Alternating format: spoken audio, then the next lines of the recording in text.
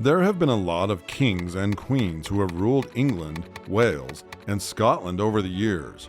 It started with the Normans, who were descendants of Vikings who settled by force in northeast France around the mouth of the River Seine. The first ever king was King William I, the Conqueror, whose rule started in 1066. However, today we will be looking at the British monarchs who ruled after the Act of Union of 1707, since the unification of the English and Scottish kingdoms as Great Britain. Let's take a look at the kings and queens of Britain and how Queen Elizabeth II came into power. Anne was the second daughter of the Duke of York James, or King James II as he later became, and Anne Hyde. Her father was a Roman Catholic, but she grew up as a Protestant at the insistence of her uncle, King Charles II. In 1683, Anne was married to Prince George of Denmark. Anne also had a very close childhood friend, Sarah Jennings Churchill, wife of John Churchill. Sarah soon became Anne's lady of the bedchamber and slowly held the princess in her power. She was the one who convinced Anne to side with Protestant ruler William III of Orange when William overthrew James II in 1688.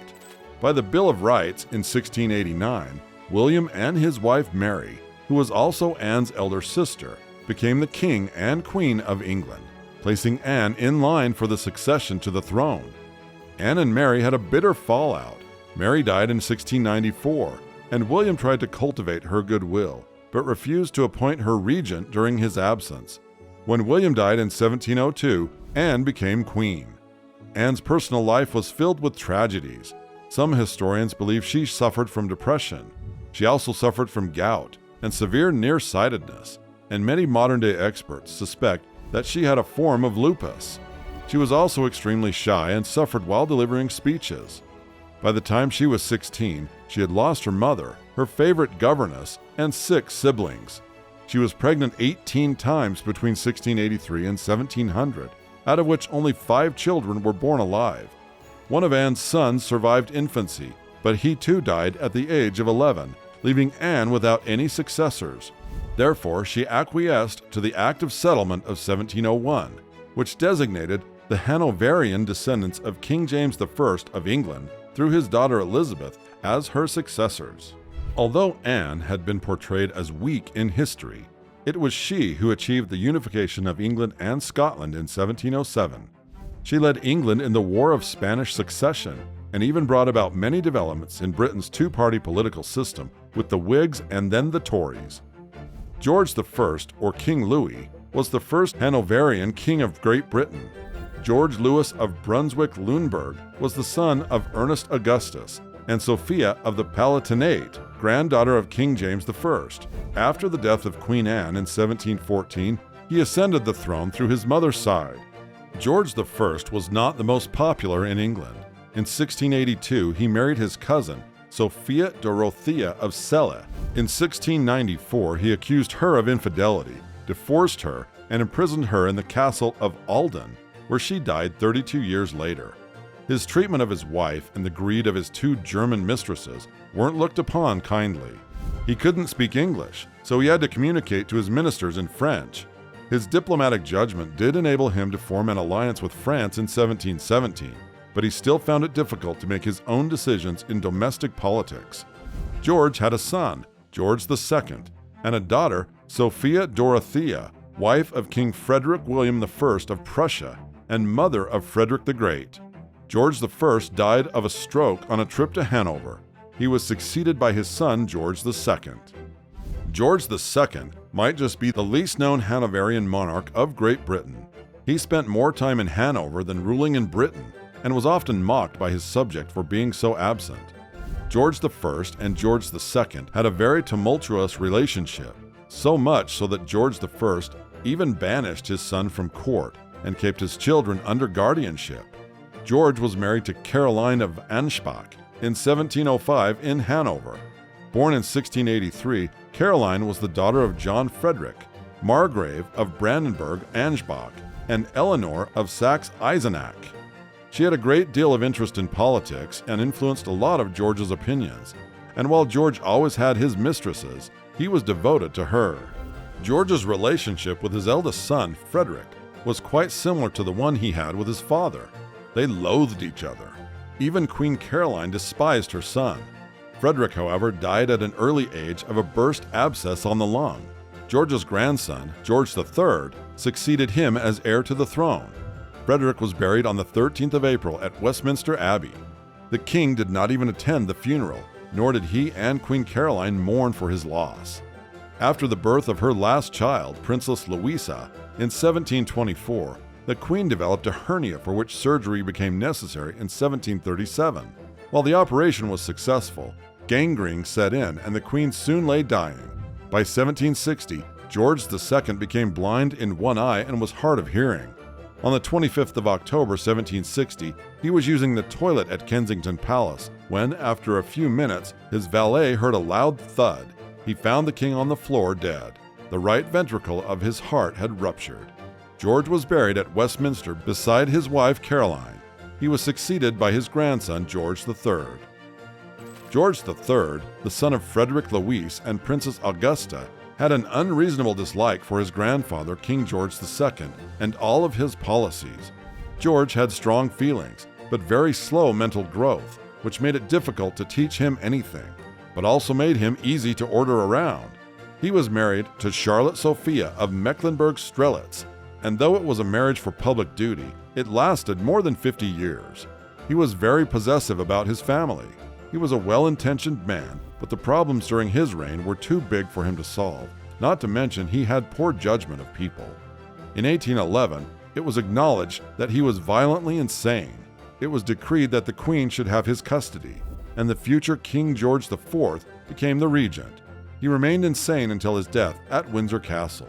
George IV, before he became king, was the sovereign de facto when he became regent for his father George III, who had become insane. George IV was cultured and generous, but he also had a bad reputation. By the age of 17, he had become too fond of women and wine. He had a string of mistresses, but just one woman he ever truly loved, Maria Fitzherbert. He loved her so much that he eventually secretly married her in 1785. However, the marriage was invalid.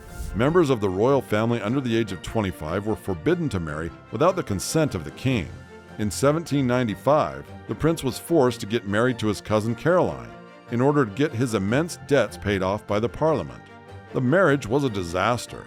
The prince was drunk at the wedding, and the couple lived together only long enough to produce an heir, Princess Charlotte, who also died a few years later. Just a few weeks after she was born, the couple separated.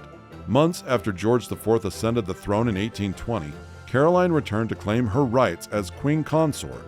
To avoid giving her those rights, a bill to dissolve marriage on the ground of adultery was introduced in the House of Lords.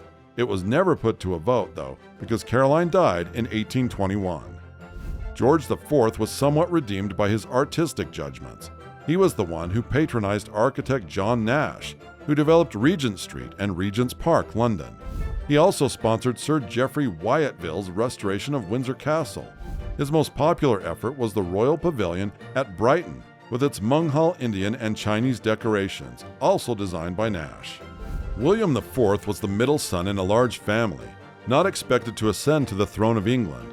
He had a good military career. He was an enthusiastic sailor and served on several ships in the Caribbean and the Americas for a decade. He also had a reputation for being a womanizer. William fell in love with an Irish actress, Dorothea Bland, whose stage name was Mrs. Jordan. They lived together for years, creating a huge family. He didn't have a lot of money, and she supported the family, with their 10 children taking the last name Fitzclarence. The death of Princess Charlotte Augusta, the only legitimate child of King George IV, changed everything. William moved up the line of succession and suddenly had a chance to be the King of England. Mrs. Jordan retreated from the scene, and William got married to Adelaide of Saxe-Meiningen. William was full of remorse, but the two surprisingly had a very happy marriage. Adelaide managed to make William drink less and become money-wise. One of his reasons for marrying her was to provide a legitimate heir for the country, but Adelaide suffered miscarriages or their children died shortly after birth. William became King of England at the age of 64. He was generous and lived like a common man. He and Adelaide gave a lot to charity, and he even passed the Reform Bill of 1832, which brought about much-needed modern democracy to the nation. William was fond of his niece Victoria, the only child of his younger brother, the Duke of Kent. However, he didn't trust her mother. He had publicly said that he would try to live long enough for Victoria to ascend the throne without any need for a regency. And truly, William died of heart failure at the age of 71. Victoria was 18 years and 1 month old, and thus became Queen of England. Adelaide outlived William by 12 years. She was godmother to Victoria.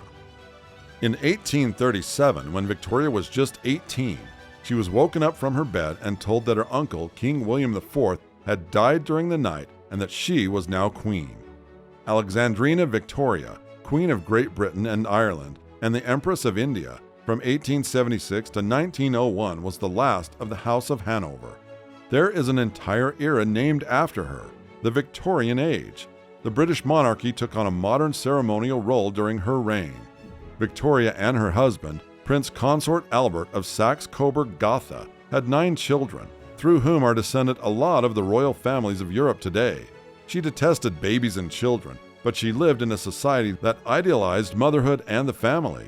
Victoria's father had died when she was a child, and her mother allied herself with the scheming Sir John Conroy, a member of the royal household.